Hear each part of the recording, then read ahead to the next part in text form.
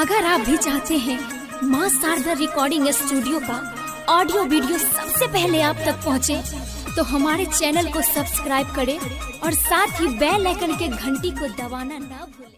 अरे गेलिए पहिले माला जे बोललक की सब कही रे।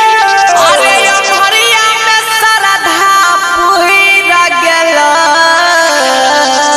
जियो जियो रे भमारा गेला जियो। अले बैठी है छौरी के टेंशन फारमा पहिले चोटा में उहीरा गेलै।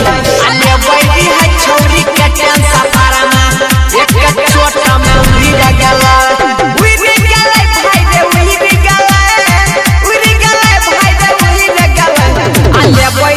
छौरी के टेंशन पहिले चोटा में उहीरा गेलै। अले बैठी है छौरी के टेंशन फारमा एक चोटा में उहीरा गेलै। DJ Gudduraj JK Yadav Films.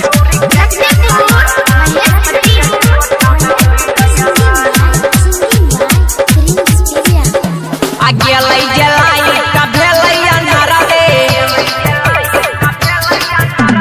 गेलै गेलै का भेलै अन्हारा रे।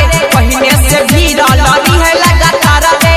सोचने री है मौका रे गुइरी गेलै। सोचने री है मौका रे गुइरी गेलै। अले बैठी है छौरी के टेंशन फारमा पहिले चोटा में उहीरा गेलै। अले बैठी है छौरी के टेंशन फारमा एक चोटा में उहीरा गेलै।